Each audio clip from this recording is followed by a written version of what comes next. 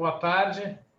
Dando sequência às reuniões do Núcleo Avançado de Vascular e Endovascular, a gente convidou o Dr. Calógero para apresentar um quadro clínico. Acho que das reuniões até agora é o primeiro quadro clínico. Espero que o primeiro caso clínico, acho que as pessoas se animem depois disso e comecem a mandar mais. Qualquer caso interessante é bem-vindo. Então, a nossa reunião está sempre aberta. Hoje, o Walter, o Zerati estão muito ocupados porque está acontecendo um encontro São Paulo de cirurgia vascular e endovascular. Acho que se eles quiserem comentar alguma coisa, eu já dou os parabéns para todos, né? O Walter acho que vai falar alguma coisa. Calógero também envolvido nisso muito, que eu sei, então parabéns a todos. Walter? Não, eu só queria lembrar que o encontro hoje começa às 16 horas e vai até às 21h30. O formato é de discussão de casos, né? Eu queria convidar os colegas da Vascular, acho que estão todos inscritos, e a entrar para mandar perguntas no chat, tem perguntas interativas. Acho que está sendo bem interessante o congresso. Obrigado, André. Obrigado a vocês. Então, o Calógero tem esse caso que chama bastante atenção, que é síndrome compartimental dos membros inferiores, uma apresentação atípica. Então, Calógero acho que pode começar a falar, depois a gente chama os debatedores, alguns participaram do tratamento, vai ser bastante interessante, porque eu acho que eu já tive um spoiler, uma prévia do que é. Por favor, Calógero.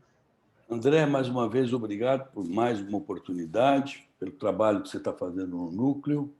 Agradecer a presença do professor Arnaldo Hernandes, o Paulo César Airosa, o doutor Ricardo Zugaib, que vieram dividir os conhecimentos com a gente para a gente aprender mais, né? Então, vamos direto ao caso e depois nós vamos conversar sobre ele. Um paciente jovem, com 40 anos, rígido, sem antecedentes importantes, ele nos procurou no PA do Sírio-Libanês, com uma queixa de dor e uma extrema rigidez muscular em ambas as coxas há 48 horas. Esse paciente ele trabalha com mercado financeiro, mas ele não é sedentário. Ele fazia exercícios normalmente, só que parou por 6 meses os exercícios. E quando ele voltou para a academia e simplesmente fez uma sessão de spinning que ele fazia anteriormente, né? Depois dessa sessão de spinning, no próprio dia, começou a ter dor nos grupos musculares da coxa, principalmente na parte anterior da coxa, que foram piorando progressivamente e procurou o hospital 48 horas depois. Nós perguntamos se ele fazia uso de anabolizantes, estastinas ou qualquer outras drogas, qualquer outros fármacos. Ele nega o uso de qualquer medicamento. E sem comorbidades. Era um paciente completamente rígido. No exame físico, os parâmetros vitais eram normais, o estado geral dele era bom, mas ele não conseguia ficar de pé e não conseguia deambular. E ele não conseguia também fazer a flexão das coxas. A rigidez, palpando-se a coxa, era realmente impressionava, né? E um aumento muito importante do volume dos compartimentos musculares anterolaterais da coxa, correspondente ao quadríceps femoral. Os membros inferiores tinham uma boa perfusão, os pulsos estavam presentes, ele tinha a motricidade dos pés e a sensibilidade preservada. E já se via pela coloração na urina, uma mioglominúria importante. Isso 48 horas depois do exercício.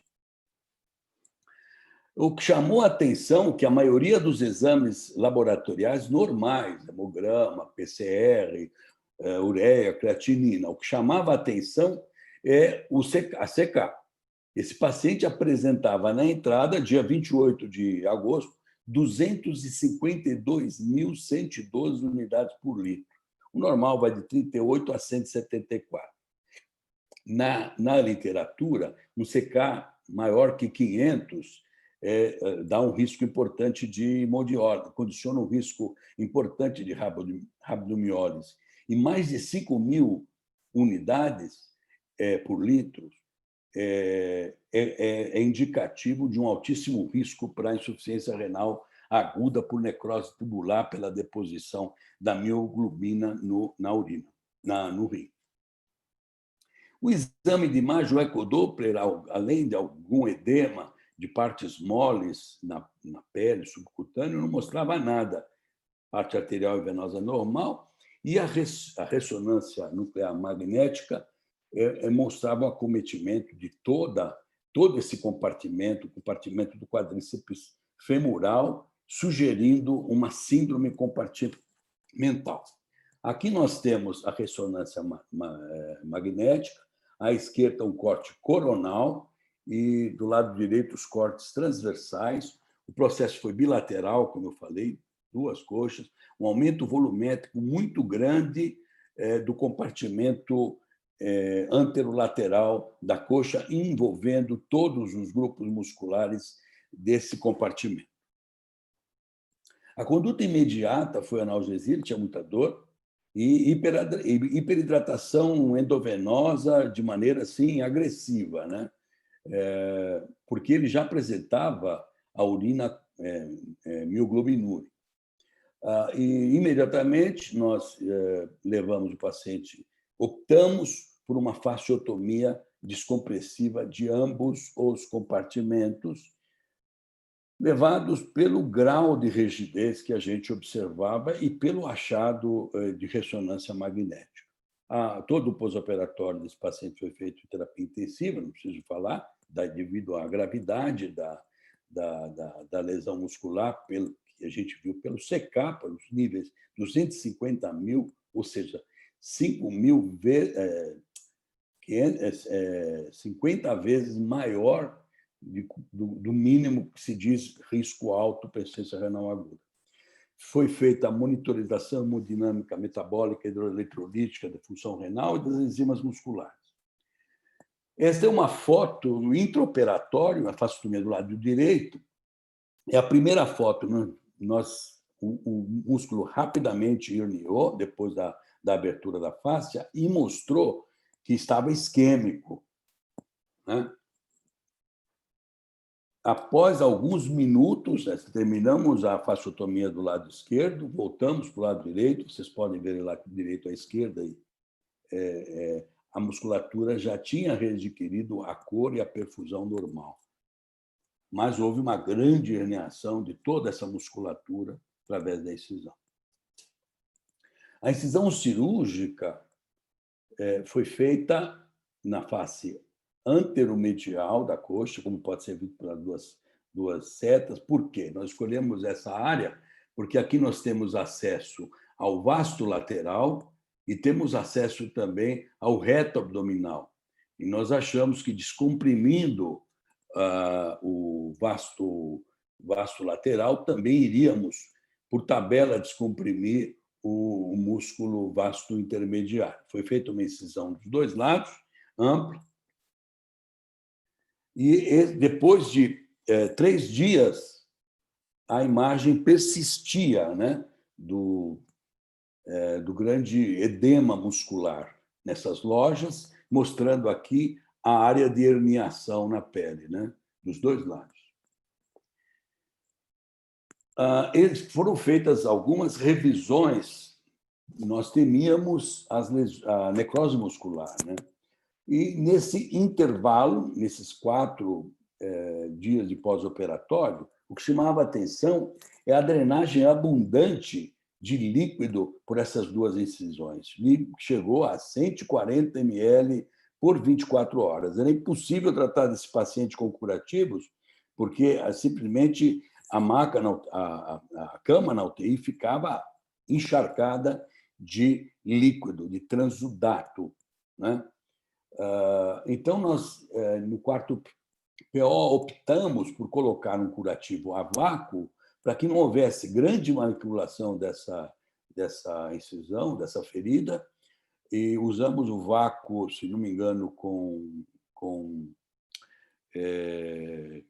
carvão ativado e prata, se não me engano, e se proceder a uma aspiração contínua dos dois lados com 125 milímetros de mercúrio. A evolução da CK no pós-operatório nos impressionou, né? Ele estava com 250 mil inicialmente aqui, e no segundo PO da fasciotomia já caiu para menos de 100 mil, e no sexto PO começou a se aproximar da normalidade. A função renal, que estava normal na entrada, no tempo zero, aqui em dias, né? A função renal, medida pela creatinina, no quarto dia nós chegamos a 6 de creatinina, foi quando o paciente começou a ser dialisado. E ele tinha, nesse dia, 100 de ureia, e chegou a atingir 140, e a creatinina chegou a atingir 8, né? Ele começou a melhorar a partir do 16º, 17º, 18º PO, quando ele teve alta. No 11º PO, fizemos o fechamento, ainda drenava transudato, por isso nós usamos aspiração com o Prevena. Foi fácil aproximar a pele, mas seguramente a gente não iria conseguir aproximar a fáscia. E nós ficamos muito temerosos em aproximar a fáscia e colocar um material sintético de reforço nesse momento, porque ele teve uma elevação muito grande do PCR, que poderia ser indicativo de que ele estivesse em início um processo infeccioso local. O PCR era bastante alto e nós resolvemos, pela experiência que a gente tem mais com as fasciotomias de perna, que a gente não fecha a fáscia, nós preferimos fechar simplesmente a pele. Foi muito fácil aproximar, sem tensão, como vocês podem ver aí na fotografia. Esse paciente evoluiu bem e teve alta no 18º pós-operatório, reversão total da função renal, normalidade, e ele começou a apresentar realmente tardiamente sintomas desta abertura de face, ou seja, uma hérnia muscular bilateral na coxa. Essa é a fotografia da coxa direita, mostrando aqui o local da incisão e mostrando uma hérnia volumosa que começou a incomodar muito para as atividades, qualquer atividade profissional ou mesmo e muito menos física. Ele não conseguia mais fazer atividade física. Por isso, para nós era uma situação inusitada. Nós nos auxiliamos do Dr. Murilo Favaro, que é cirurgião do aparelho digestivo e tem uma enorme experiência com hérnias e parede abdominal. Procurar algo na literatura que pudesse nos orientar para tratar desse paciente, dessa hérnia muscular de coxa. E nós optamos por fechar essa hérnia muscular utilizando tela, como se faz, em analogia, como se faz na parede abdominal. Então, aqui vocês podem ver, dia 29 de fevereiro deste ano, nós resolvemos fazer a reconstrução disso. Também, inédito, nós não encontramos nada na literatura que permitisse que nós fizéssemos isso, mas o problema era importante e o paciente tinha que ser tratado de qualquer maneira. Então, aqui vocês podem ver a musculatura sendo aproximada, suturada, a aponevrose foi suturada, borda a borda, foi possível fazer isso, e, por cima, o reforço da tela. Esse foi o resultado imediato, né? Pós-operatório imediato, e ele evoluiu muito bem sem processo inflamatório local, voltou a fazer algumas atividades físicas, né? E agora, 8 meses após, eu gostaria de mostrar para vocês o resultado funcional. Esse paciente voltou a ter uma musculatura boa. Esse filme foi feito a semana passada. Ele tinha uma atrofia importante, ela reverteu parcialmente, E agora ele está aos cuidados dos fisioterapeutas para que ele possa voltar a fazer exercícios supervisionados. Bom, eu deixei alguma coisa da literatura para o fim, que eu achei muito interessante. Depois, à medida que o caso for discutido, eu posso utilizar esses trabalhos de literatura.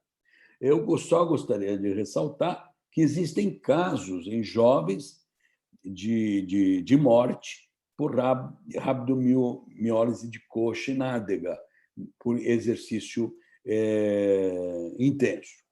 Então, eu vou deixar a literatura para complementar a discussão e vamos, então, dar a palavra aos nossos convidados, o doutor Arnaldo, o doutor Paulo César, o doutor Ricardo Zugaib.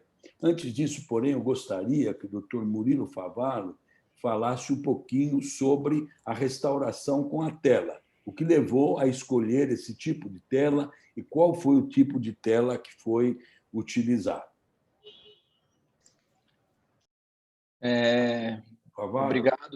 Obrigado, Calogero, pela palavra. Obrigado a todos pelo convite de estar aqui com vocês, né? Como o Calogero já me apresentou, eu sou cirurgião geral, com atuação na parte do aparelho digestivo, e eu tenho uma grande atuação na parte de hérnia, né? Hoje é basicamente uma maior parte do que eu faço no consultório.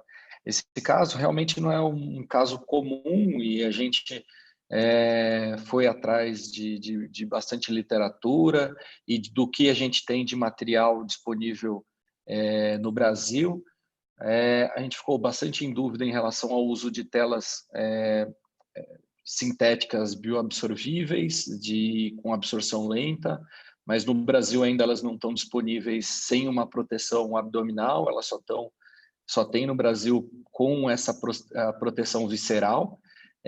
As telas sintéticas que a gente tem no mercado brasileiro, elas são de absorção rápida, principalmente um dos exemplos de componente baseado e bem parecidos com o fio de Vicryl, então elas têm uma absorção rápida, e as telas biológicas a gente sabe que elas têm um efeito inicial bom, mas elas geralmente evoluem para um quadro de abertura e recidiva do quadro herniário em pouco tempo.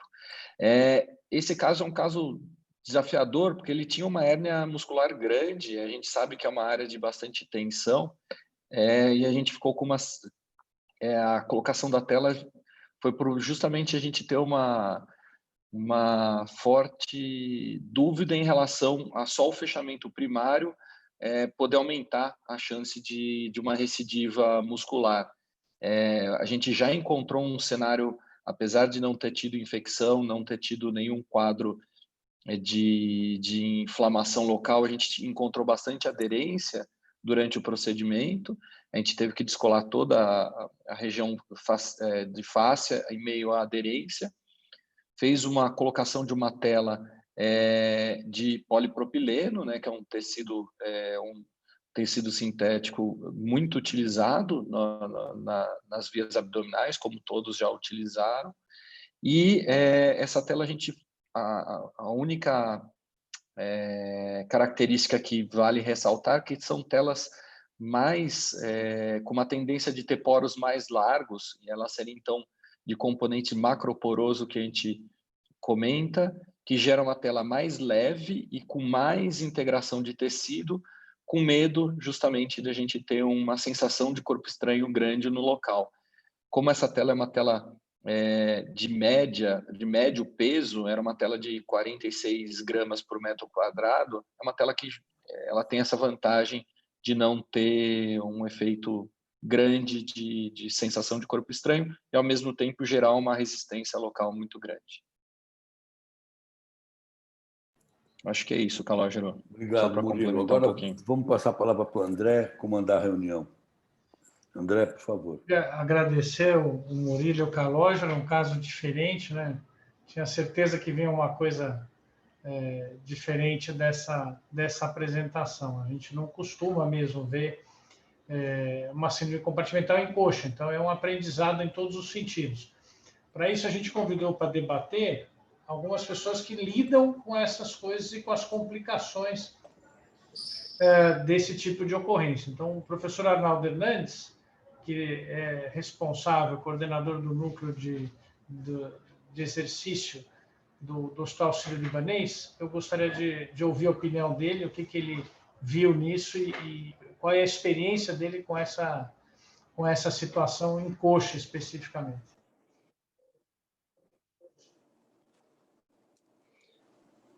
Bem, boa tarde a todos. Em primeiro lugar, eu queria agradecer a oportunidade, o convite do André e do Núcleo Endovascular para estar participando dessa reunião extremamente interessante. Parabenizar o Dr. Calógero e a equipe dele, porque realmente é um caso, além da raridade, é um caso que você precisa ter equipe multiprofissional obrigatoriamente cuidando desses pacientes. Esse é o perfil de paciente que potencialmente o risco de vida é muito alto e você precisa ter suporte de equipe multiprofissional. É muito interessante. Falando um pouco da síndrome de compartimental por esforço e, eventualmente, a consequência da rabdomiólise, falando agora mais do lado esportivo, que eu acho que foi essa a razão do André pedir para eu estar participando dessa reunião, a síndrome compartimental por esforço não é uma coisa rara, mas é uma coisa que também não é frequente. E no esporte, ela é basicamente nos membros inferiores das pernas, né? É muito raro na coxa ou no glúteo, embora existam casos de literatura descrito, mas como o próprio Dr. Calógero colocou, são casos meio pontuais, um aqui, outro acolá.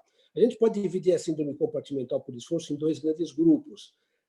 Associada a metabolismo, uma síndrome metabólica, digamos assim, onde tem o envolvimento de droga ou de aspectos genéticos que favorecem o indivíduo a ter a rabdomiólise e, eventualmente, a síndrome compartimental, que é uma das complicações da rabdomiólise, e por trauma, sequela por trauma. E aí eu posso ter um macrotrauma, seja uma pancada, um tiro, alguma coisa assim, ou microtrauma repetitivo, que é o caso desse spinning. Na verdade, é um microtrauma repetitivo agudo.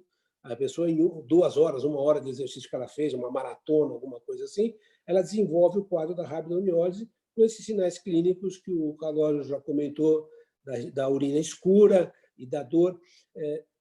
Infelizmente, o CK, que é muito importante, num caso como esse, que é o CK de 500 vezes o valor normal, não fica dúvida, mas em alguns casos onde ele não sobe tanto, mais uma vez, o diagnóstico da síndrome compartimental é eminentemente clínico, mais do que na ressonância magnética, mais do que em exames complementares outros, é a incapacidade de você alongar a musculatura daquele compartimento. Isso acontece muito na mão com a extensão passiva dos dedos, quando a síndrome do antebraço, que é uma muito comum em ortopedia, relativamente comum em ortopedia, e no joelho essa característica que ele colocou é fundamental. Você não consegue dobrar o joelho não dobra. Se a pessoa está com muita dor, dói, o CK está aumentado, mas ele dobra o joelho, a coisa não está num nível tão rápido. A rabdomiólise é uma gama que vai desde a dor muscular de início cardíaco, porque qualquer exercício que você faz, você quebra uma parte do músculo estriado e libera substâncias na circulação. É o que acontece na própria dor muscular de início tardio, que é aquela que todo mundo já teve quando foi para a aula de educação física no ginásio, depois das férias, e depois da primeira, segunda aula, fica tudo durinho, tudo dolorido. Obviamente, isso é uma coisa fisiológica e que se recupera, mas você tem qualquer graduação disso. A incidência disso como eu falei, não é uma raridade. Na coxa, sim, é mais uma raridade, mas, como geral, não é. Se você pegar dados americanos, que a gente não tem dados brasileiros, a incidência disso é estimada em 10 casos para cada 100 mil habitantes da população geral, mas se você pega uma população que está sob exercício intenso, como, por exemplo, a população de militares, que fazem treinamento pesado, isso aí triplica, vai para 30 casos para cada 100 mil. Mas o local mais frequente, sem dúvida nenhuma, é a perna. Na coxa, é uma exceção. Esse indivíduo fazendo spinning, só fazendo um comentário da medicina esportiva, ele entrou numa atividade ultra intensa, isso é muito comum, o pessoal vai para a academia, quer mostrar serviço, vamos lá pedalar, vamos não sei o quê, e aí começa a fazer uma intensidade totalmente desproporcional ao nível de condicionamento daquele momento do indivíduo. E interessante que na coxa foi no spinning, porque o trabalho muscular da perna no spinning, na bicicleta, não é tão intenso quanto na corrida, óbvio. E o grande trabalho é na coxa. E aí ele teve um grande trabalho nessa região. Então, com esses dados, com essa suspeita clínica de dor ao alongamento passivo da musculatura, no caso a mioglobinuria, e esse CK aumentado, esse paciente é um paciente de alto risco e a conduta é exatamente essa, fazer a fasciotomia. Agora a gente pode entrar no mérito de como fazer a fasciotomia, fechamento de fáscias ou não, tudo o que foi feito. Mas eu queria parabenizar, porque o caso é um caso bem ilustrativo, bem incomum. Eu tenho certeza que já deve ter sido encaminhado para alguma publicação. Se não foi, deve estar sendo elaborado isso, eu imagino, porque realmente é um caso que merece isso, de interesse do conhecimento das pessoas que lidam na área, informações desse tipo. E, mais uma vez, parabenizar. Agora, se tiver algum outro questionamento, eu estou aqui à disposição para a gente conversar.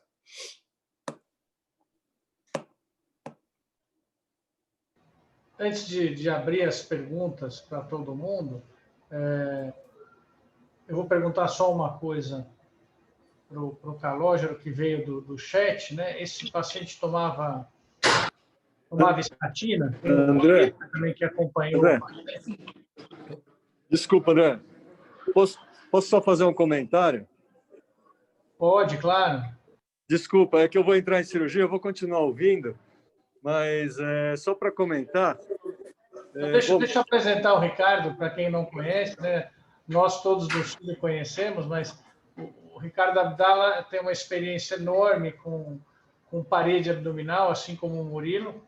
Então, a gente chamou ele para dar um comentário dele. Ele também faz parte do núcleo de hérnia de parede abdominal, no núcleo do Sírio-Libanês. Então, a gente vai ouvir a sua opinião, depois voltamos aos debatedores. Bom, primeiro eu quero agradecer o convite, pedir desculpa que eu acabei tendo uma cirurgia aqui no HC para entrar, e parabenizar o caso muito interessante, difícil, incomum.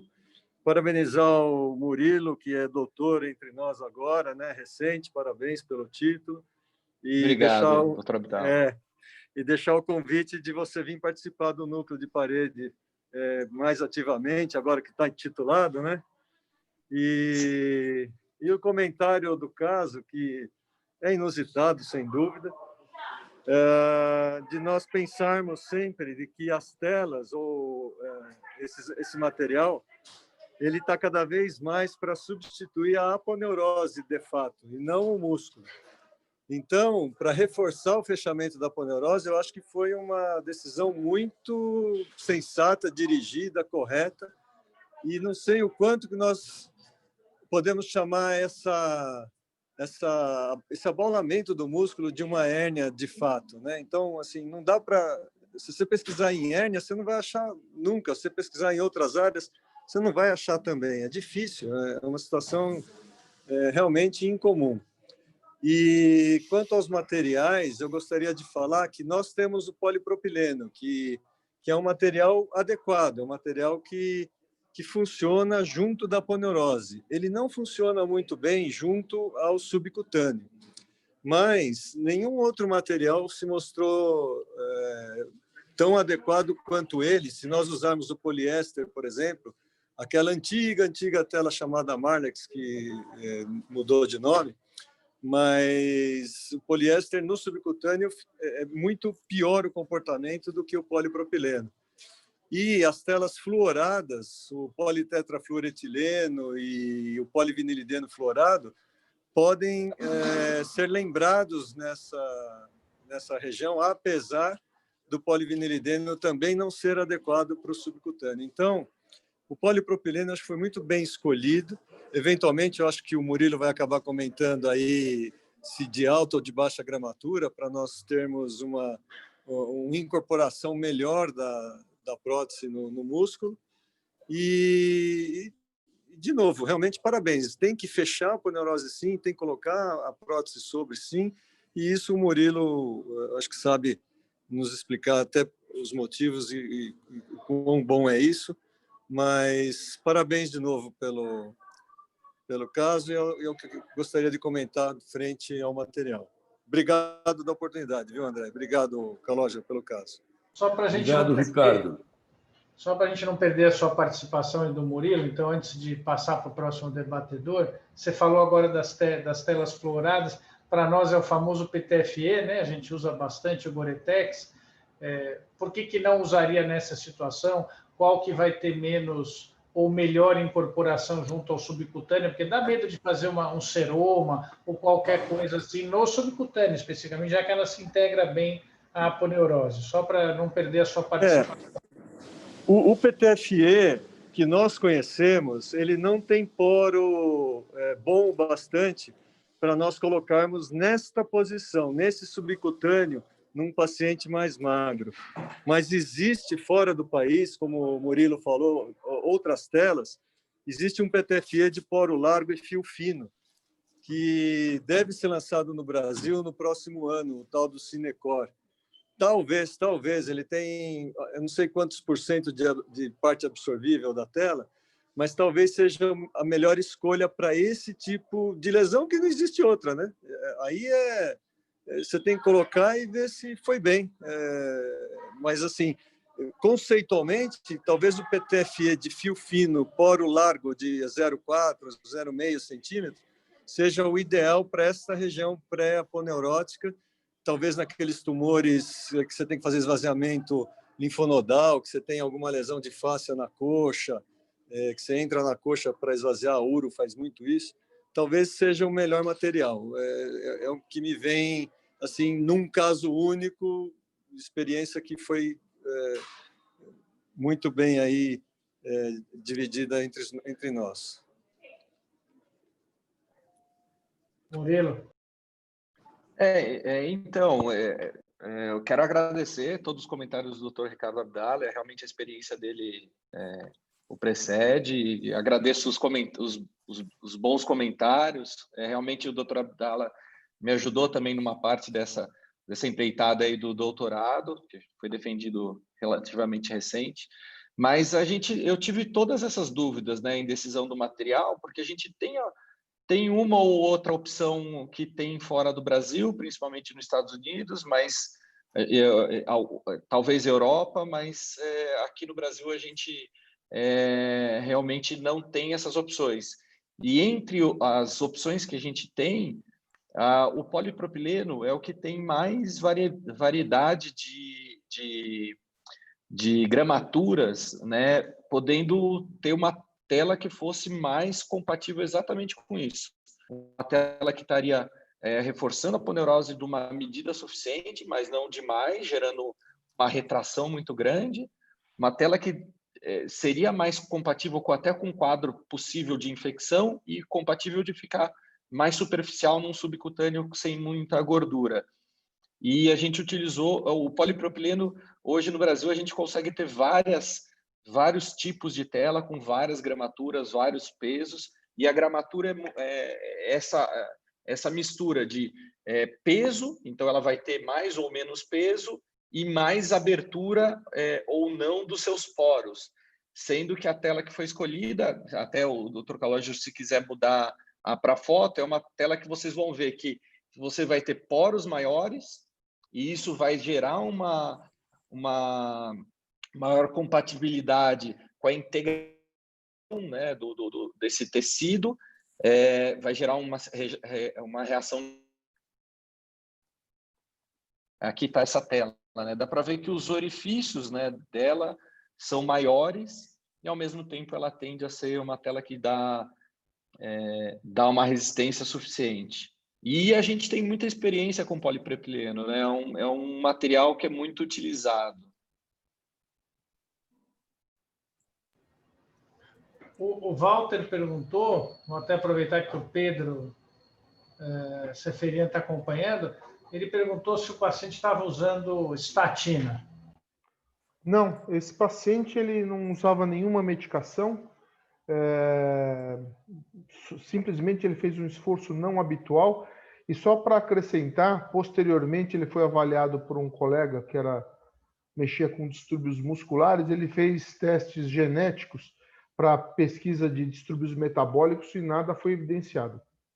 Ele não tinha nenhuma doença, pelo menos diagnosticada, né, possível de ser diagnosticada atualmente, que justificasse o quadro que ele teve, né? Por alguma alteração metabólica muscular.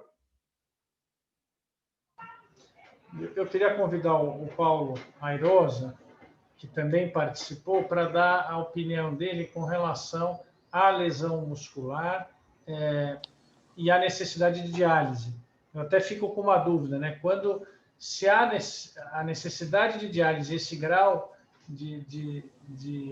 que depois vai para o Arnaldo, mas esse grau de sofrimento muscular, quanto que a fasciotomia vai ajudar, mas se o comprometimento da função renal já é uma indicação de fasciotomia, e o que ele viu é isso, se a função renal definitivamente vai melhorar ou vai deixar de piorar com a fasciotomia. Boa tarde a todos, boa tarde, André, parabéns aí pelo trabalho no núcleo. Vocês estão me ouvindo bem? Boa tarde, Calogero, parabéns pela apresentação obrigado. Do caso, pela condução do caso, e boa tarde a todos os colegas, amigos vasculares, na sua maioria aí. Um pouco de nefrologia. Esse paciente teve uma lesão renal aguda, uma insuficiência renal aguda, por mioglobinuria. A gente divide didaticamente insuficiência renal aguda em causas vasculares, da área de vocês, aneurisma dissecante, de aorta, tromboses, coisas de grandes artérias. Depois tem coisas de pequenas artérias, a hipertensão maligna, microangiopatia trombótica, síndrome urêmica, dando lesão renal aguda. As doenças glomerulares, as glomerulopatias todas podendo dar lesão renal aguda, e as doenças tubulares renais e as doenças do interstício. Intersticial, basicamente, é nefrotoxicidade por droga. O caso desse rapaz, ele tem uma lesão renal aguda por uma doença tubular, a mioglobinúria, como a hemoglobinúria, elas dão fisiopatologicamente, didaticamente, uma obstrução tubular. Parece que há outros mecanismos de vasoconstrição da arteríola aferente, mas é uma lesão eminentemente tubular, dado pela mioglobina, ela é filtrada pelo glomérulo, cai no túbulo renal e ali entope tudo. Então, a lesão renal aguda, ela está diretamente relacionada ao grau de rabdomiólise. Então, um indivíduo com 1.000, 2.000, 3.000 de CPK é uma coisa, 50.000 outra, 250.000 é uma coisa que eu nunca tinha visto, eu diria quase impossível que esse paciente não fizesse uma insuficiência renal. Então, respondendo a sua primeira pergunta, André, a fasciotomia melhorando o sofrimento muscular e melhorando a dimensão da rabdomiólise, de algum modo vai ajudar a tentar proteger esse rim ou não piorar mais as coisas, tá? Mas a presença de lesão renal aguda não me parece, tem que ouvir os colegas cirurgiões, mas não me parece motivo suficiente para você definir ou não uma abordagem cirúrgica. Eu acho que a definição da abordagem cirúrgica, como o Calogero falou, ela é eminentemente da alçada do vascular, porque o indivíduo pode estar com uma insuficiência renal aguda, com uma rabdomiólise muito menor, porque ele chegou desidratado, porque ele não foi hidratado adequadamente, porque ele tinha uma lesão renal prévia, tomou alguma droga nefrotóxica, tem outros comemorativos que poderiam justificar aquela lesão renal aguda. Então, eu não atrelaria uma coisa a outra. O diagnóstico da lesão renal aguda nesse caso é um diagnóstico clínico, né? A gente usa basicamente a creatinina com todas as suas limitações, 6 de creatinina, função renal 10% ou menos, então ele tem uma insuficiência renal aguda de grande dimensão. Como é que a gente trata isso? Tem uma abordagem que seria aquela abordagem preventiva. O paciente chega com rabdomiólise e vou tentar fazer com que ele não tenha lesão renal aguda. Basicamente é tirar a causa da rabdomiólise, se isso for possível, né? Se tiver alguma droga, algum medicamento, no caso aqui a fasciotomia, tirar potenciais medicamentos nefrotóxicos e hidratação vigorosa, né? Aí as coisas ficam um pouco tangíveis, porque hidratação vigorosa tem gente que fala de dar 10 litros de solução cristalóide em 24 horas. Né? É óbvio que você vai ter que avaliar isso e avaliar as condições do paciente. Se é um jovem que não tem doença sistêmica nenhuma, não é um cardiopata, não é um idoso, mas é uma hidratação vigorosa, normalmente com solução salina. Por coincidência, anteontem teve um menino no pronto-socorro com 15.000 de CPK. E aí o colega ligou, vamos dar bicarbonato, solução bicarbonatada ou não. que a gente ouve falar aí, tem vários estudos experimentais, não experimentais, que analisam a infusão de solução bicarbonatada. Não é nada que esteja muito validado, o risco de usar solução bicarbonatada por causa de alcalose, de hipocalcemia não é pequeno. Montar essa solução de bicarbonato, como é que eu faço uma solução, não é fácil, e que volume que eu vou dar de bicarbonato, porque vai fazer alcalose em algum momento ou não. Então, nessa discussão do bicarbonato, o indivíduo deixa de fazer a lição de casa mais básica, que é a solução salina. Soro fisiológico, Ringer lactato e soro ao meio 0,45%. Então, é uma hidratação vigorosa para tentar fazer com que esse paciente, se ele estiver urinando, ele urine aí pelo menos 200 ml por hora. Tá? Não tem um medicamento, o Manitol, se a Pregoa não está confirmado, não tem outro medicamento que possa ajudar na prevenção dessa rabdomiólise. Uma outra coisinha antes de falar da diálise é que rabdomiólise, nesse caso, com a síndrome compartimental, ficou fácil, mas tem muito paciente nessa faixa de 5, 10, 15, 20 mil que ele não tem sintomas claros. Ele chega porque ele teve uma crise convulsiva, é um alcoólatra no pronto-socorro, que ficou largado no chão, um velhinho que AVCzou. Se você não pensar em rabdomiólise, você não faz o diagnóstico. Você tem que pensar em dosar uma CPK. Então, tem muito paciente que você faz 200 mil exames, mas ninguém pede uma CPK. Então, ele convulsionou, ele usava drogas que podem dar... Você tem uma lista infindável de remédios que podem dar rabdomiólise, tem uma lista infindável de vírus e bactérias que podem dar rabdomiólise, além dos quadros traumáticos e de exercício. Uma vez que o paciente chega com essa dimensão de insuficiência renal, surge a questão de diálise, André. A indicação de diálise são várias. Você pode ter que dialisar um paciente única e exclusivamente por hiperpotassemia. Olha, ele fez uma lise tumoral, está com potássio de 9, como tem um caso na UTI cardiológica, na UAIC agora, 9,5 de potássio, 35 de ácido úrico e ponto final, diálise por hiperpotassemia. Acidose metabólica pode ser uma indicação, tá? E manejo de sobrecarga de volume. Olha, o indivíduo está com potássio ok, não está com acidose, está com uma creatinina mais ou menos razoável, mas ele não urina, está congesto, né? E outra é a azotemia, né? Ureia, creatinina aumentadas. Então, foi esse caso aí, tá? 6 de creatinina, ureia aumentando, ele estava urinando com dificuldade, então foi indicada a diálise. A diálise é uma terapia substitutiva, já que o rim não funciona, eu venho com rim artificial. A diálise não trata a lesão renal, ela só substitui. E a diálise convencional não tira a mioglobina, que é uma molécula muito grande, ela não sai pelo filtro.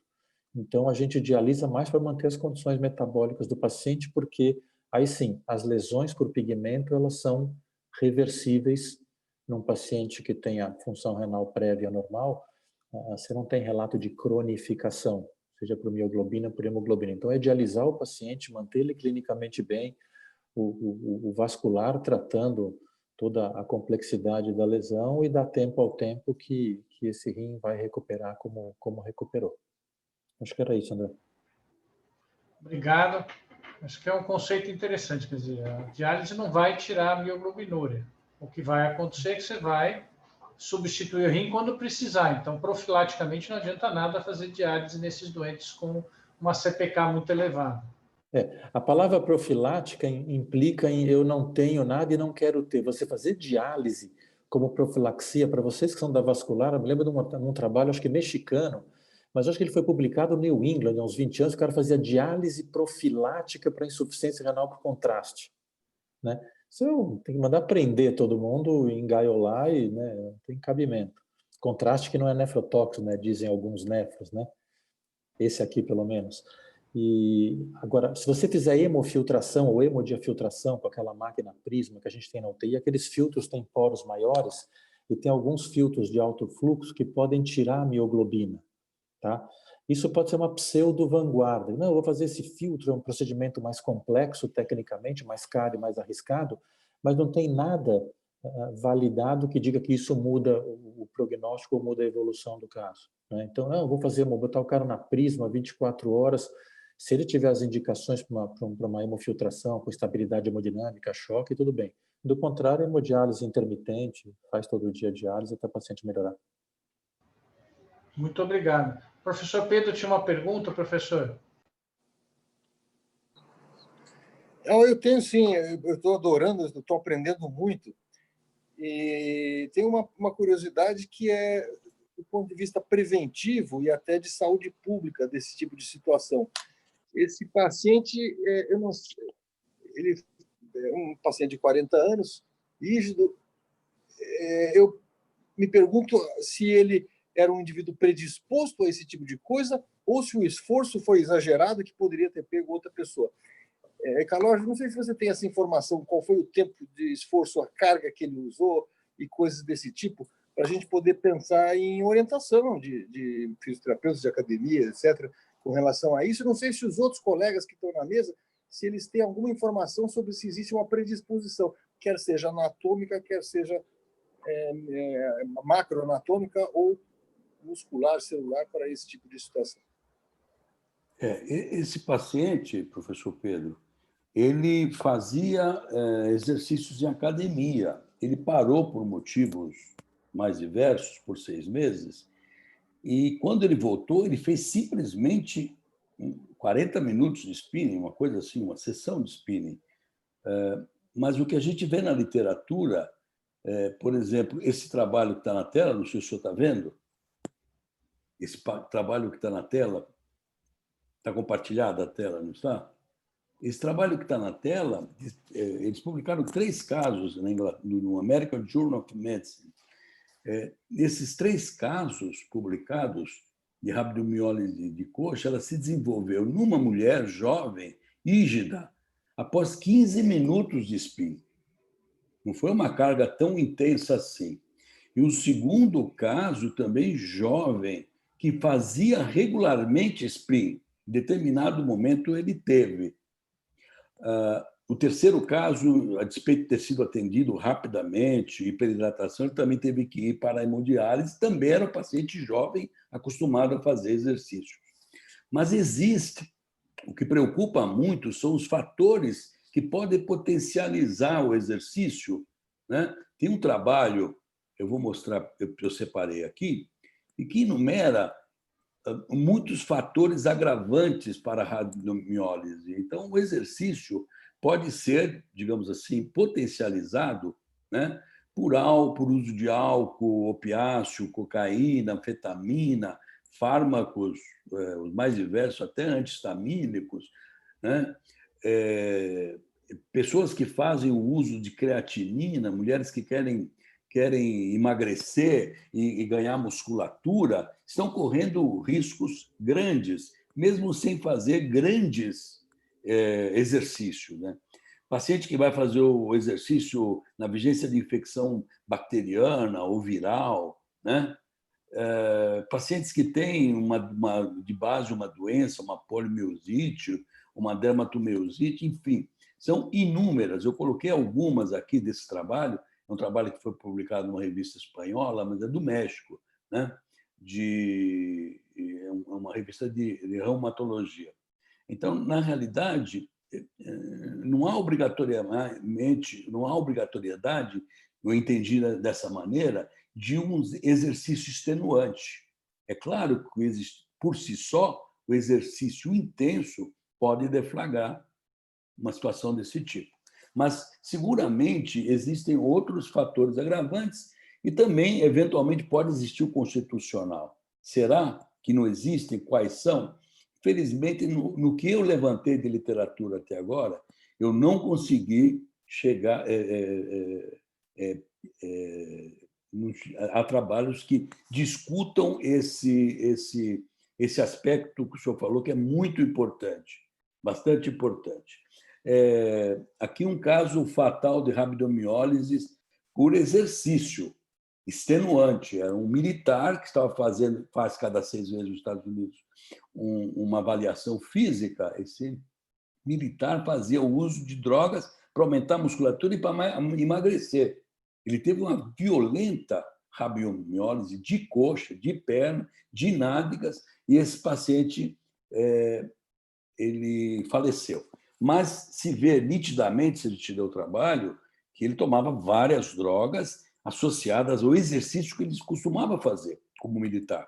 mas as drogas que ele utilizava, né, foram várias e, eventualmente, potencializaram o exercício. Agora, constitucionalmente, eu não conheço, vou até procurar um pouquinho mais na literatura para ver se a gente encontra alguma coisa nisso. Eu não sei se o professor Arnaldo Hernandes ele poderia falar alguma coisa sobre isso, né? Pois não, professor? Olha, constitucionalmente, é difícil você afirmar categoricamente, mas a gente que vê muito mais as síndromes compartimentais por esforço na perna em praticantes de corrida, que é o quadro muito mais comum, e quando a gente faz a fasciotomia, eu sei que vocês da vascular têm muito mais vivência, muito mais experiência e mais conhecimento das síndromes compartimentais do que a gente da ortopedia, mas a gente acaba vendo esses casos também. E na perna, que a gente vê muito em corredor, a gente costuma fazer a medida da pressão intracompartimental para decidir sobre uma fasciotomia em quem tem não tem rabdomiólise, mas tem a síndrome compartimental por esforço. A gente encontra com muita frequência, a sensação, a gente que opera muita perna, é que a fáscia realmente é mais espessa, é mais rígida, é menos elástica. Sinceramente, eu nunca vi, e nunca me ocorreu, conduzir um estudo sobre distribuição de colágeno, característica das fáscias desses pacientes, para ver se explicaria alguma coisa, mesmo porque também não são tantos casos assim, mesmo na perna. Uma coisa que eu acho interessante, eu também, obviamente, fui ler alguma coisa na literatura, existe um grupo europeu que estuda hipertermia maligna e existe uma certa associação entre rabdomiólise em casos que seriam meio inexplicáveis, casos que já tem familiar que tiveram rabdomiólise, que usaram uma droga que não se esperaria que causasse rabdomiólise, que com um exercício não tão intenso teve rabdomiólise, e eles fazem um estudo genético desses indivíduos, esse grupo europeu de hipertensão maligna, porque existe uma associação. E eles recomendam que quem tenha qualquer dessas características na vigência de uma rabdomiólise deve fazer esse estudo, porque o risco dele desenvolver hipertensão maligna numa anestesia inalatória é muito alto, segundo esse grupo. Mas isso é uma curiosidade a mais dentro de um caso que já é um caso muito curioso. O que eu ia te perguntar, Calório, são duas coisas. Talvez, é lógico que vendo um caso depois é muito mais fácil, é sempre assim, né? Mas se num primeiro momento, talvez o curativo já não fosse uma coisa interessante desde o primeiro momento, uma vez que você não fechou a pele, eu acho que talvez isso aí contribuísse. E a outra coisa que eu não vi você mostrar, e que o Paulo Arosa comentou, que é a evolução da hiperpotassemia dele, que aí a indicação, é uma coisa, obviamente, do nefrologista e do intensivista, mas a indicação não é só preservação renal, mas é a complicação de arritmia, de parada cardíaca, de outras complicações clínicas. Se você tem a evolução do potássio desse paciente, seria interessante ter essa informação. Professor, não. A primeira pergunta que o senhor fez com relação à pressão negativa, que só foi feita no quarto PO, na realidade, nós pensamos nisso, nós pensamos que iríamos fechar a pele antes, né? Bem antes. Mas, em virtude da grande drenagem que o senhor viu, de 1.400 ml de soro de cada lado, mais ou menos, a gente estimava, né? de líquido, nós achamos, naquele momento, que o curativo a vácuo iria proteger o paciente no sentido de não se trocar tantas vezes o curativo da fasciotomia, né, no ambiente hospitalar. A ideia de utilizar a aspiração contínua foi para isso, na realidade, né? Não foi no sentido de tentar diminuir o edema muscular, porque o líquido saía mesmo sem o curativo a vácuo. Então, depois que nós instalamos o curativo a vácuo, diminuiu o fluxo, mas provavelmente, coincidentemente, estava sendo feita a hemodiálise, né? Então, a hemodiálise acaba enxugando o paciente e, portanto, diminuindo essa transudação. Nós não sabemos até que ponto foi a hemodiálise ou até que ponto foi o curativo a vácuo que resolveu o problema. A outra pergunta não era para mim. Calógero, só para complementar ao que o doutor Arnaldo falou, Talvez o curativo é que realmente foi um caso que, como o paciente estava gerou muita atenção inicial do seu estado clínico, talvez a abreviação do procedimento inicial e condução para UTI antecipou. Mas uma das coisas que talvez valha a pena, fez fasciotomia, né?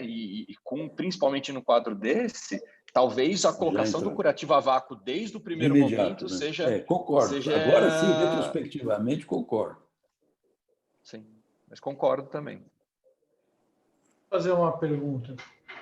Na verdade, quando eu perguntei para o Paulo se a indicação de diálise, né, pudesse participar um pouquinho nas nossas indicações, é porque indicar a fasciotomia, como o Calogero disse, ela é eminentemente de indicação clínica, exame clínico, exame físico do paciente.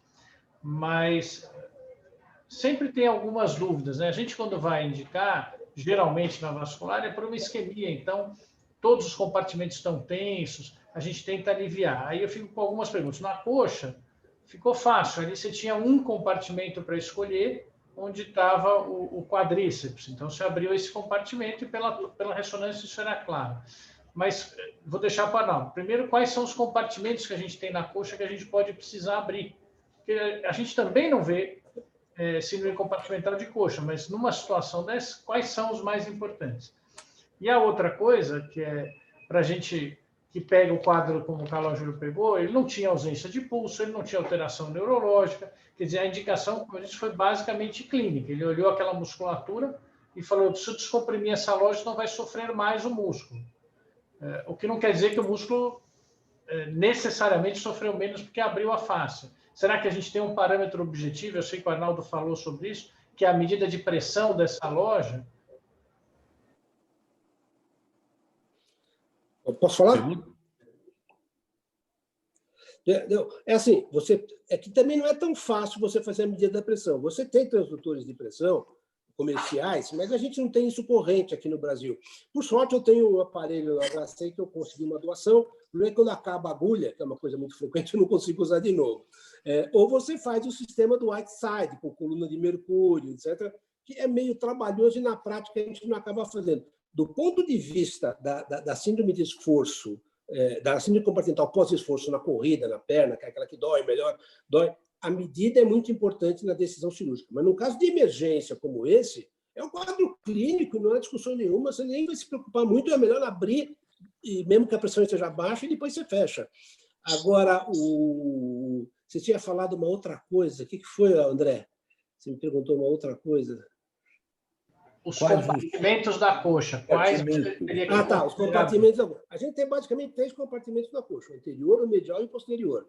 Logicamente, você tem mais subcompartimentos no quadríceps, mas é que as faces do vasto medial, vasto lateral, vasto intermédio, né, são faces bem frouxas, não são tensas como a faixa látea, a faixa subcutânea profunda. Então, se você tem uma lesão só no compartimento anterior, e isso a ressonância e o quadro clínico podem te ajudar a tomar a decisão, você pode fazer uma incisão como essa que foi feita, que dá acesso muito bem ao que você precisa. Se você tem um compartimento posterior e um anterior ao mesmo tempo, você faz uma incisão mais lateral, perto do septo intermuscular, e aí a uma certa distância do osso, não grudado no osso, porque tem as perfurantes ali, você pode fazer um acesso séptico que você aborda também o compartimento posterior, e você descomprime o posterior. Se for o anterior e o medial, você pode fazer um acesso anteromedial que você acessa tanto o compartimento anterior quanto o compartimento medial. Mas a síndrome compartimental na coxa, que já é rara, no compartimento medial e no compartimento posterior é mais rara ainda. Ela é no compartimento anterior, basicamente, nos casos que são descritos normalmente. André, me permite? Bom, eu vou insistir parabenizando a todos, brilhantes, todos, eu estou aprendendo muito. Eu gostaria de fazer algumas perguntas e poucas observações, uma vez que alguns sabem que eu tenho uma ligação íntima com o futebol profissional dentro do Corinthians. E eu coloco aqui umas observações que não de literatura, mas sim do dia a dia, da prática que a gente convive, é que eu vejo o seguinte: aqueles atletas que têm a musculatura mais hipertrofiada, ou seja, que são muito mais fortes do que outros, eu posso citar alguns exemplos de atletas, e outros que têm menos é o ex-presidente, outros que têm menos musculatura, uma musculatura mais pobre. Há uma diferença muito grande na medida do CK que se faz pós-jogo. Né? O Corinthians tem como regra, como rotina, medir o CK de alguns atletas. E o que nós vemos é o seguinte: os atletas que têm mais escassez muscular, eles têm um edema pós-jogo muito maior, muito maior. A musculatura desses atletas, ela sofre um edema muito grande. Por outro lado, as musculaturas mais pobres, elas não têm tanto edema. Todavia, esses atletas estão muito mais sujeitos a lesões musculares do que os atletas com hipertrofia muscular. Eu vou citar um exemplo aqui. A maior hipertrofia que eu vi no Corinthians foi o Roberto Carlos, lateral esquerdo, que foi da seleção brasileira. O Roberto Carlos, quando ele saía de jogo, a perna estava enorme. Por outro lado, o Pedrinho, que era um dedinho, magrinho, ele tinha muita lesão e pouco edema. E a diferença do CK entre ambos era bastante significativa. Então, isso é uma coisa que eu gostaria de colocar. Outra coisa, viu, Calogero, que não ficou claro, que às vezes o atleta ou o ginasta, eles escondem que eles tomam suplementos. Mais um exemplo na prática. Lá, antes de começar jogo, hoje o Corinthians joga, antes de começar jogo, todos eles tomam suplementos legais, que não levam ao doping, mas todos tomam suplementos antes e após as partidas. Então, a gente tem que levar muito em consideração, e no consultório, a gente está acostumado a ver as pessoas bombadas, e todos eles negam que tomam suplemento, que tomam bombas, etc. Então, isso é algo a ser levado em consideração.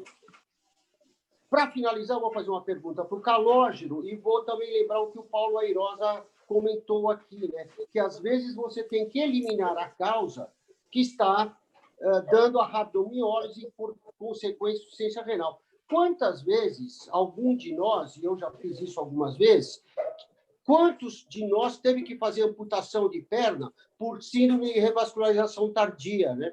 A gente faz aquela embolectomia ou revasculariza uma poplítea que ficou lá 8 horas, 12 horas ocluída, quando vai reconstruir, ou você amputa ou o doente morre. Então, para lembrar, Calogero, a minha pergunta é: brilhante tua exposição, caso raríssimo, nunca vi síndrome compartimental de coxa, brilhante.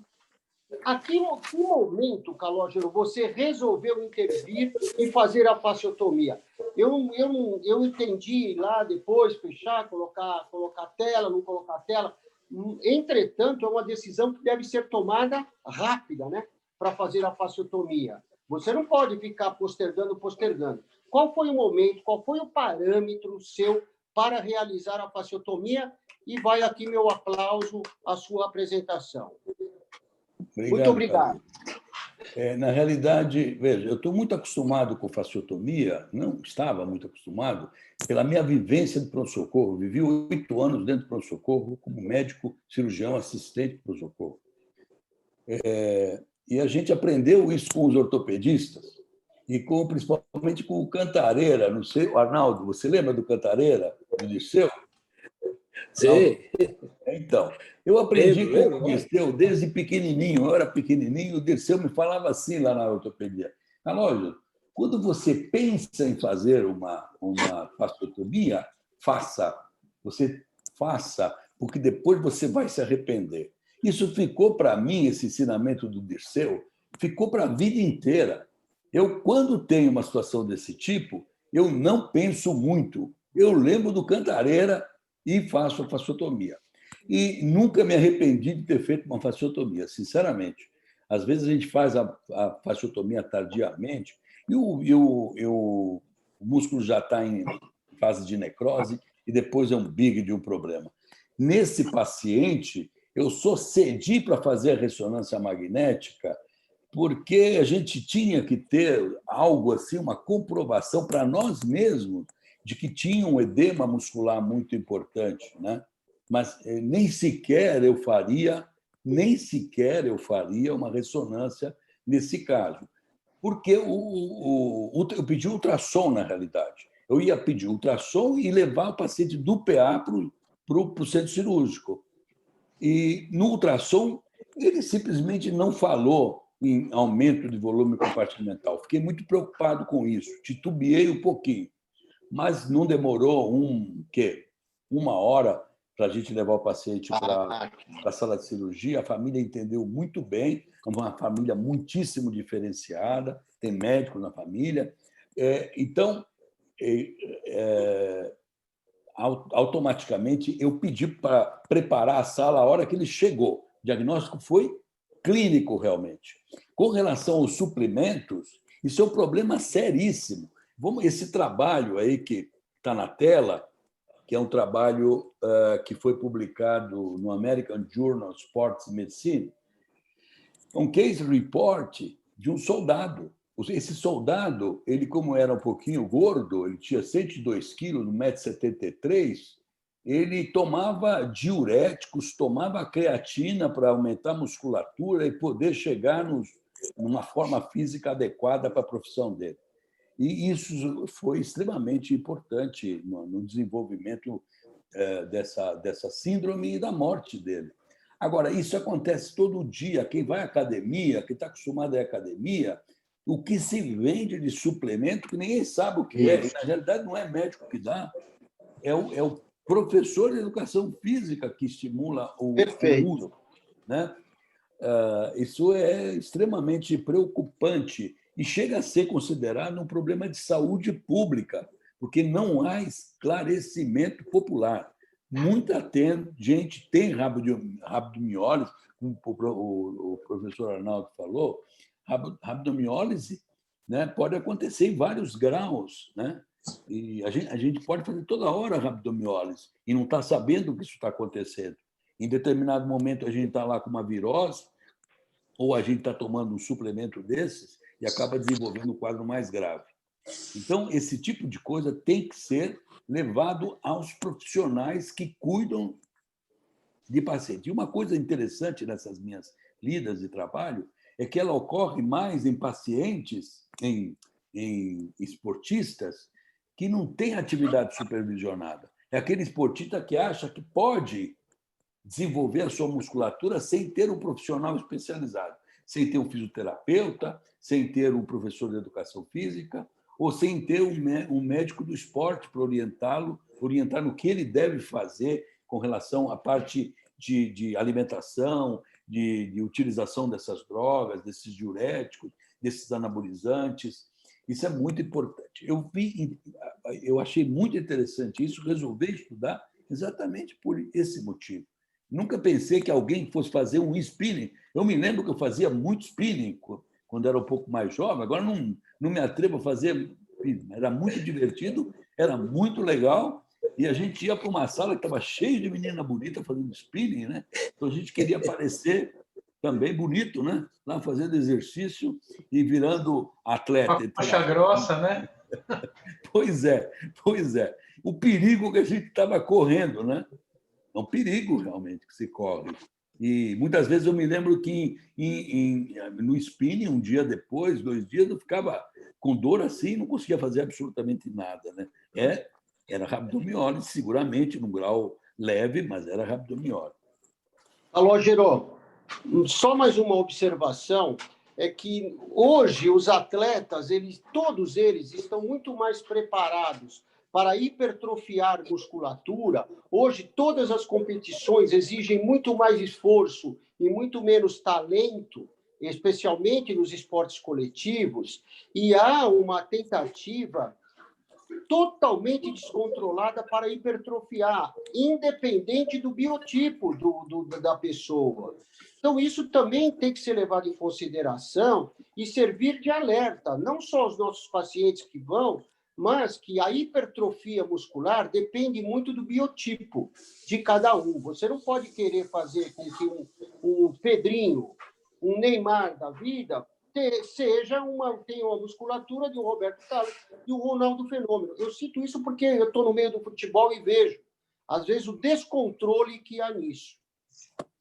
Um outro dado importante é esse. O que se fala é que quando você faz o exercício programado e supervisionado, o risco é menor. É o menor de acontecer, menor, seguramente. Mas, veja só, um pouquinho de fisiopatologia, parece que o que é importante é superprodução de calor pelo grupo muscular, levando ao aumento intracelular do cálcio e ativação de proteases e depois o estresse oxidativo, pelos radicais livres, né? Isso é uma coisa bastante interessante também. Então, coisas que eu acabei aprendendo que eu não sabia. Superprodução de calor no músculo é terrível, né? Produz esse tipo de alteração. Arnaldo, você consegue dar um parâmetro objetivo para a gente da questão da pressão na loja muscular? A medida da pressão, você considera normal até mais ou menos 20 a 30 milímetros de mercúrio aceitável. Lógico que depende do aspecto clínico do paciente. O padrão normal é 5, 10 milímetros de mercúrio, é muito baixa. Mas até 20, 30, teoricamente, são coisas toleráveis. A partir daí, você já começa a considerar um aumento da pressão. Agora, uma coisa muito importante na medida da pressão intracompartimental é ver a curva de recuperação dela. Quanto ela sobe, quão rápido ela recupera também. E tudo isso vem muito associado ao exame clínico do paciente, à história clínica do paciente. Os fenômenos de hiperpressão por esforço no compartimento crônico são diferentes de uma situação aguda como essa, são bem diferentes. É muito mais difícil avaliar, os exames não dão a resposta, a decisão cirúrgica é muito mais chata, é diferente do quadro agudo, onde ele é bem evidente. Mas, geralmente, a partir de 20 e 30 milímetros de mercúrio, você já considera uma pressão anormal no compartimento pós-esforço. Não sei se alguém quer perguntar mais alguma coisa. André, queria fazer um pequeno comentário, que nós cardiologistas mandamos o pessoal fazer atividade física regular e a grande maioria faz de uma forma irregular. Esse caso, para mim, foi espetacular. Deu parabéns para o Calógero e todo o grupo que está discutindo aí, porque nós não temos um parâmetro adequado. Faça 3 vezes por semana, faça isso, faça aquilo, e, evidentemente, esses pacientes não ficam sob o nosso controle. Então, eu aprendi muito com esse caso e vou ser mais cauteloso no momento de indicar e avaliar pacientes que fazem atividade física dosando o CPK, etc, etc. Uma dúvida que surgiu era a seguinte: alguém perguntou sobre a quantidade do potássio circulante, acho que o Paulo Airosa podia responder como se comportou. E claro que esse líquido que foi drenando da ferida operatória seguramente foi para análise patológica. Eu tenho uma curiosidade de saber qual é a composição desse líquido do ponto de vista anatomopatológico. É a pergunta que eu faço. Eu falei, do ponto de vista macroscópico, o líquido parecia soro, né? Um transudato, né? Agora, eu não sei se foram feitas análises. Eu acredito que sim. Foi feita a análise do líquido que era retirado depois que nós fizemos a aspiração contínua.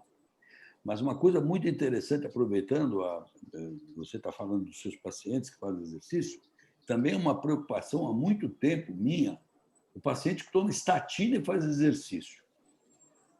Eu doso sempre, e sempre que eu peço exames de controle em pacientes que têm doença arterial, seja qual for, e que faz exercício físico, toma estatina, eu doso assiduamente, viu, o CPK, uma vez cada 3 meses, cada 6 meses, mas eu fico atento a isso, e isso está na literatura. Por incrível que pareça, era uma preocupação pessoal minha, associação da estatina com o exercício, e, para minha surpresa, eu encontrei isso na literatura, que eles falam que é um fator de risco, uso de estatina e exercício.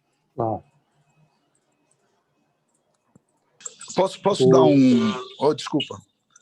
Não, só falando sobre a hiperpotassemia, Eu não lembro, Teofanes, como é que estava o potássio, mas como eu vi no gráfico do Calógero, que a gente dialisou o paciente ali pelo 4º dia, seguramente não foi um problema grave, porque senão eu teria que tê-lo dialisado mais cedo. Não tinha alteração hidroeletrolítica, viu? Eu acho que não foi um problema. Não foi problema. Esse paciente não apresentava alteração. Não foi por isso que foi indicado. Foi indicado por Ciência renal mesmo. Renal. Foi só curiosidade, só isso. Posso só fazer um comentário, Calógero? Claro, bom. Então, uma vez eu vi um paciente na UTI, não foi no Sírio, em outro hospital, com 50 mil de CPK. E todos os pulsos presentes, fizemos angiotomografia, né? Tinha edema muscular, não tinha história de exercício, a única história que tinha era de uso de estatina. Então, eu não sei, acho que os colegas cardiologistas podem dizer se pode chegar, o uso de estatina pode chegar a uma lesão muscular tão grave, tipo 50 mil, não tinha motivo nenhum fora o uso de estatina. Pode, tranquilamente. Pode, né? Tranquilamente. E outra paciente que eu vi, já vi alguns pacientes, como o Paulo Airosa falou, então uma paciente minha brigou com o marido, tal, tomou lá um hipnótico. Acabou dormindo com a perna meio em posição de yoga, acordou com edema, suspeita de trombose venosa, na verdade era uma síndrome compartimental por compressão muscular e teve um aumento de CPK, não foi tão grave e regrediu. Então é outra coisa que a gente tem que lembrar também, paciente que usa droga, paciente que é alcoólatra, né, que acaba dormindo em posições com compressão muscular. São coisas que podem levar a síndrome compartimental. Né? E, na medida do possível, evitar me brigar com o marido, na medida do possível. Também. Mas isso, olha, se isso está nesse trabalho aqui, Walter, que está na tela agora, os fatores que podem agravar ou desencadear. Fármacos, neurolépticos, barbitúricos, vitamínico, fibrato, estatina. É uma lista enorme. Eu coloquei um pouquinho só aqui. Não, mas é legal. Relevante, viu, Walter? Mas assim, a gente sempre tem que pensar em síndrome compartimental, né? Porque às vezes você vê lá a perna inchada, tal.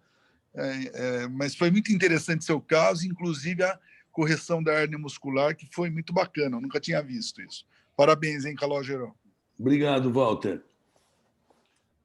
Bom, a gente já está também avançando na hora. Eu queria realmente agradecer o Calógero, acho que foi um caso bastante interessante, com uma solução, né? Um caso diferente, uma solução diferente. Achei bacana que ele mostrou a fasciotomia como ela é e deixou uma lição. Tem algumas pessoas mais novas que eu estou vendo, alguns residentes do HC, deixou uma lição interessante, né? A fasciotomia, se você pensar em fazer, realmente é para fazer, porque se você esperar, você vai perder aquele momento. Acho que essa lição ele deixou aí, assim como o tamanho da fasciotomia, ele não economizou, né? Às vezes, assim, a lesão, eu gosto de lembrar de uma frase de um colega nosso, cicatriza borda a borda, não ponta a ponta. Então, é melhor que a gente tenha descompressão efetiva, né? Acho que também é outra lição que a gente viu aqui.